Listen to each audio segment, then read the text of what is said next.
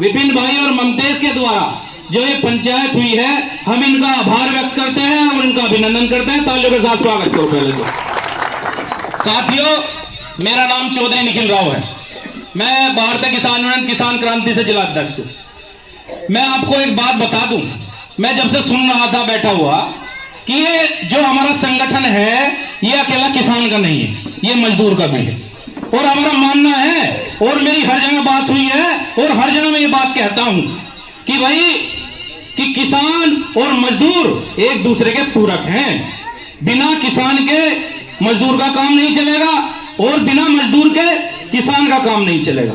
तो ये मेरा मानना है कि इस देश के अंदर अगर जो कोई जाति है तो वो सिर्फ किसान है, और कोई जाति है तो सिर्फ मजदूर है, और बाकी जाति तो बस ऐसे ही है जो बना रखी। क्योंकि आज के जो परिवेश में जो मैं देख रहा हूं कि विपक्ष जो सरकारों से जो तानाशाह सरकार जो किसान मजदूरों को सताने का काम कर रही है, उनको परेशान करने का काम कर रही है, लेकिन उससे जो लड़ाई ले सकता है कोई और विपक्ष नहीं है, वो सिर्फ किसान मजदूर है। सिर्फ किसान मजदूर ही लड़ सकता है। क्योंकि मैं बता दूं कि जो सरकारें चुनने में वो सिर्फ किसान मजदूर ही चुनते हैं, कोई और पूंजीपति नहीं चुनता। इस देश के अंदर किसी पूंजीपति के 5,000 करोड़ 10,000 करोड़ लोन माफ कर दिए जाते हैं, लेकिन वहीं एक किसान और एक कोई मजदूर हो और कोई बैंक से लोन ले ले, या तो उसकी जमीनें नीलाम कर दी जाती है या उसका घर नीलाम कर दिया जाता है। यह समस्या है साहब। और पता नहीं कितनी ऐसी समस्या अभी तो बनने लग रही है। डीजल के दाम बढ़ रहे हैं, पेट्रोल के दाम बढ़ रहे हैं, यह भी समस्या किसान मजदूर पे पड़ रही है। जो महंगाई है, जो बच्चों की फीस है दिन प्रतिदिन बढ़ती जा रही है, जो मेडिकल जो चिकित्सा के मामले में वो भी दिन प्रतिदिन बढ़ती जा रही है। तो मुद्दा केवल किसान का नहीं है साहब, मुद्दा मजदूरों का भी है, मुद्दा किसानों का भी है। कारण सिर्फ ये है, इससे सब के सब जूझ रहे हैं। और इससे जूझ क्यों रहे हैं? कहीं ना कहीं हमारे अंदर एक भावना है, और भावना क्या है? वो भावना जाति और धर्म की है। जब चुनाव का वक्त आता है और आपके बीच में कोई आदमी खड़ा होता है, कोई भी प्रतिनिधि आपके बीच में आता है, क्या आप उससे पूछते हो कि आने वाले 5 वर्ष तक तू हमारे लिए क्या करेगा? कभी पूछा किसी ने? आप उसमें जाति ढूंढते हो, आप उसमें धर्म ढूंढते हो। यही कारण है साहब कि आज ये संगठन बनाने की जरूरत पड़ रही है। अभी हमारे गुड्डू भाई कह रहे थे कि संगठन काफी है तो सरकार को झुकाने का भी काम कर रहे हैं। अगर जो संगठन काफी नहीं होते तो संगठन बिकाऊ होते। ये मैं आपको बता दूं, जितने संगठन होंगे उतनी लड़ाई में मजबूती के साथ लड़ी जाएगी, ये आपको माननी पड़ेगी। पहले संगठन एक हुआ, हो सकता है, मैं नहीं जानता, सरकार का दबाव भी रहा, लेकिन आज संगठन काफी है। एक संगठन को दबाओगे तो दूसरा संगठन उसकी नाक में नकेल गेरने का काम करेगा। ये सच्चाई है साहब। तो मैं नहीं मानता कि संगठन ज्यादा हो गए, संगठन और बढ़ जाए, कोई दिक्कत नहीं है। बस किसान जिंदा रहना चाहिए और मजदूर जिंदा रहना चाहिए। अगर जो इनकी लड़ाई हर कोई लड़ रहा है तो वे सिर्फ किसान संगठन ही लड़ रहे हैं, और कोई लड़ने वाला है नहीं। कोई हो तो मुझे बता दो।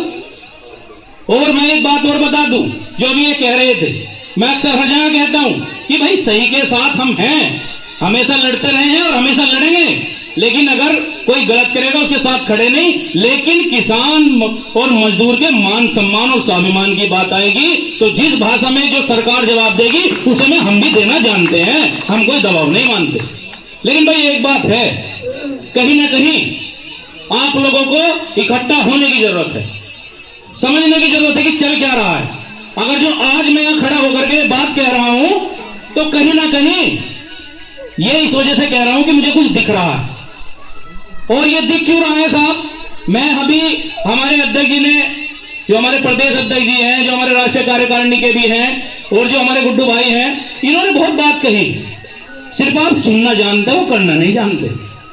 जिस दिन आप इसे करना लगेगा ना, जो ये बता रहे थे कि जिस दिन आप इस बात को अमल करने लगे तो मैं दावे के साथ कह सकता हूं आने वाला समय और आने वाली सदी आपकी सदी होगी, कोई हराने वाला नहीं है आपको, मैं दावे के साथ कह सकता हूं।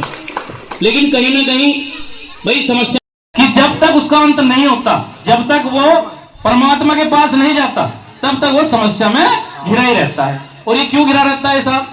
आजादी के 75 वर्षों के बाद भी आज भी किसान और मजदूर की दुर्दशा इतनी बुरी क्यों है?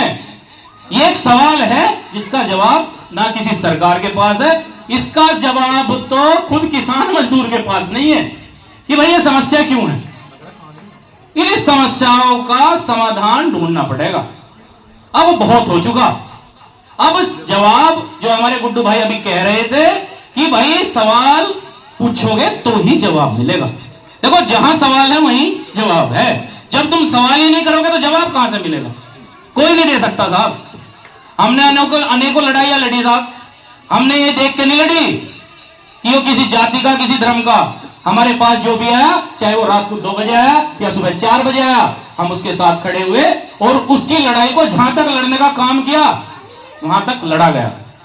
लेकिन किसान जिंदा रहना चाहिए और मजदूर जिंदा रहना चाहिए। अगर जो इनकी लड़ाई हर कोई लड़ रहा है तो वे सिर्फ किसान संगठन ही लड़ रहे हैं और कोई लड़ने वाला है नहीं। कोई हो तो मुझे बता दो। और मैं एक बात और बता दूं, जो भी ये कह रहे थे, मैं अक्सर हर जगह कहता हूं कि भाई सही के साथ हम हैं, हमेशा लड़ते रहे हैं और हमेशा लड़ेंगे। लेकिन अगर कोई गलत करेगा उसके साथ खड़े नहीं। लेकिन किसान और मजदूर के मान सम्मान और स्वाभिमान की बात आएगी तो जिस भाषा में जो सरकार जवाब देगी उसी में हम भी देना जानते हैं। हम कोई दबाव नहीं मानते। लेकिन भाई एक बात है, कहीं ना कहीं आप लोगों को इकट्ठा होने की जरूरत है, समझने की जरूरत है कि चल क्या रहा है। अगर जो आज मैं यहां खड़ा होकर के बात कह रहा हूं तो कहीं ना कहीं ये इस वजह से कह रहा हूं कि मुझे कुछ दिख रहा है।